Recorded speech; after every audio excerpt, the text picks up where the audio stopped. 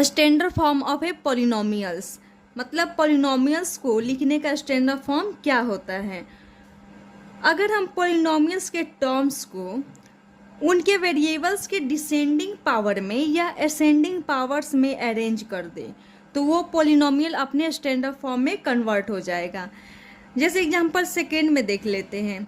ये एक polynomials given है, हमें इन्हें क्या करना है, स्टैंडर्ड फॉर्म में लिखना है। यहाँ पे देख रहे 7y प्लस वाई का पावर 5, यहाँ पे y का पावर 1 है, यहाँ पे y का पावर 5 है। ना ही तो ये असेंडिंग ऑर्डर में है, ना ही ये डिसेंडिंग ऑर्डर में है। तो सबसे पहले हम इसमें टर्म्स देख लेते हैं, कितने 6 टर्म्स है ना, 1 2 3 4 5 6 टर्म्स है। और सबसे ज़्यादा पावर वेरिएबल्स का किस में ज़्यादा है, तो 7y का पावर 1 है, इसमें 1 है, इसमें 5 है, इसमें 3 है, इसमें 0 है, इसमें 4 है, इसमें 2 है। इट मीन्स कि सबसे ज़्यादा इसमें है। तो सबसे पहले हम इस टर्म को लिख लेंगे, y का पावर 5। सेकेंड देख रहे कि इससे कम किस में पावर है, तो 2y का पावर 4। इस वाले टर्म में y का पावर क्या है, 4 है। फिर हम देख लेते हैं इससे कम पावर किस में है, तो प्लस 3y का क्यूब। अब इससे कम किस में पावर है, minus y square, and then minus 7y minus 1/2। तो इसमें जिसका पावर सबसे ज़्यादा था उसको मैंने पहले लिख दिया, फिर उससे कम वाले टर्म को लिखा, फिर उससे भी कम वाले टर्म को लिखा, एंड डिक्रीज करते गया है पावर, है ना। या हम ऐसे भी लिख सकते हैं, सबसे पहले हम -1/2 को लिख सकते हैं क्योंकि इसमें जो हमारा वेरिएबल है उसका पावर क्या है, 0 है। देन आफ्टर हम -7y लिख सकते हैं क्योंकि इसमें y का पावर 1 है। देन आफ्टर हम -y² को लिख सकते हैं, इसमें y का पावर 2 है। And then 3y³ plus 2y का पावर 4 प्लस y का पावर 5। इन दोनों ही फॉर्म में से किसी भी एक फॉर्म में लिख सकते हैं, लेकिन जनरली ज़्यादातर सही यही होता है कि हम जो वेरिएबल्स हैं उनके डिसेंडिंग पावर्स में लिखें, टर्म्स के वेरिएबल्स के डिसेंडिंग पावर्स में लिखें। अब जैसे इससे हमें स्टैंडर्ड फॉर्म में कन्वर्ट करना हो तो सबसे पहले हम देख लेंगे कि इसमें जो हमारे टर्म्स हैं उनके वेरिएबल्स का पावर क्या है। तो इसमें y का पावर 1 है, इसमें y का पावर 6 है, इसमें y का पावर 8 है, एंड इसमें y का पावर 0 हम लिख सकते हैं। तो सबसे ज़्यादा पावर किसमें है, 3y का पावर 8। तो हम सबसे पहले इस वाले टर्म को लिख देंगे। फिर देख रहे हैं कि -4y का पावर 6, इस वाले टर्म में y का पावर क्या है, 6 है। तो फिर हम इस वाले टर्म को यहाँ पर लिख देंगे। फिर 2y plus 2y then plus 4। अब ये जो पॉलिनोमियल है ये अपने स्टैंडर्ड फॉर्म में आ गया, बिकॉज हम क्या किए हैं यहाँ पर टर्म्स के वेरिएबल्स के डिसेंडिंग पावर्स में अरेंज कर दिए है ना। अब यहाँ पे 1/2 m का power 6 minus 3m plus 2m का पावर 4 प्लस m है। हम इसमें देख लेते हैं सबसे पहले टर्म्स में वेरिएबल्स का पावर सबसे ज़्यादा किस में है। तो इसमें देख रहे हैं y का पावर 6 है, इसमें 6 है m का पावर, इसमें m का पावर 1 है, इसमें m का पावर 5 है, एंड इसमें m का पावर 0 है।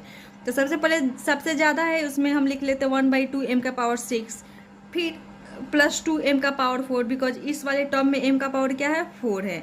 देन -3m, इस वाले टर्म में m का पावर 1 है, प्लस 9, इस टर्म में x का पावर 0 है। इट मीन्स कि ये कॉन्स्टेंट टर्म है।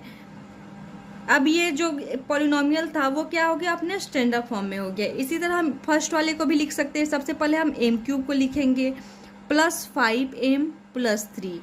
इट मीन्स कि हम सबसे पहले टर्म्स देख लेंगे, उनमें वेरिएबल्स का पावर देख लेंगे, फिर उनके पावर्स के डिसेंडिंग ऑर्डर या असेंडिंग ऑर्डर, इन्हीं दोनों में से किसी भी फॉर्म में लिख देंगे, मतलब अरेंज कर देंगे, तो वो क्या हो जाएगा, पॉलिनोमियल स्टैंडर्ड फॉर्म में कन्वर्ट हो जाएगा।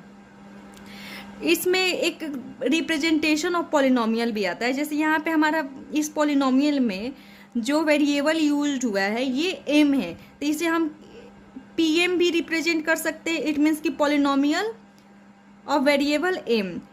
फिर एक क्वेश्चन है, rewrite each of the following polynomial in standard form.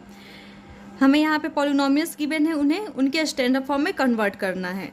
तो सबसे पहले हम देख लेते हैं इसमें कितने टर्म्स है, 1 2 3 4 टर्म्स है। इसमें हमारा इस टर्म में जो वेरिएबल है वो उसका पावर क्या है, 1 है। इस टर्म में वेरिएबल्स का पावर 2 है, इस टर्म में वेरिएबल्स का पावर 0 है, एंड इस टर्म में वेरिएबल का पावर 3 है। तो सबसे पहले जिसमें ज़्यादा वेरिएबल का पावर है उनको लिख लेते हैं। 5x³ then -2x² and then +x+8।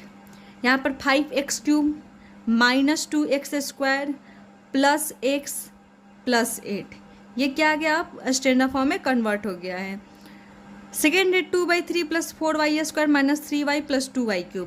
4 term है, इस टर्म में x का y का पावर क्या है, 0 है, इसमें 2 है, इसमें 1 है, इसमें 3 है। तो सबसे पहले जो ज़्यादा है उसको लिख लेते हैं। देन +4y² आ जाएगा, then 3y and then after +2/3। Third है 6x³ + 2x - x का पावर 5 - 3x²। इसमें भी टोटल 4 टर्म है। हम क्या करते हैं, टर्म्स के वेरिएबल्स के पावर्स के डिसेंडिंग ऑर्डर में लिख देते हैं। तो 6x³ सबसे ज़्यादा पावर किसका है, x का पावर 5 है ना, इस वाले टर्म में। तो सबसे पहले हम x का पावर 5 लिख लेंगे, देन +6x³ -3x² +2x। अब ये जो पॉलिनोमियल है ये क्या है, अपने स्टैंडर्ड फॉर्म में है। फोर्थ है 2 - t - 3t³ + t का पावर 4 - t²। इसमें 1 2 3 4 5 टर्म है। सबसे ज़्यादा पावर किस में है, t का पावर 4। तो ये सबसे पहले हम इसे लिख लेंगे, t का पावर 4। फिर 3t³, इसमें हमारा t जो है उसका पावर क्या है, 3 है, इट मीन्स कि 4 से कम है, इसलिए हम इस वाले टर्म को लिखेंगे। फिर क्या है -t², इस टर्म में t का पावर 2 है जो कि 3 से कम है, इसीलिए अब हम इस टर्म को लिखेंगे। अब -t देन +2, 2 के आगे क्या है, प्लस साइन, इसीलिए हम +2 लिखेंगे।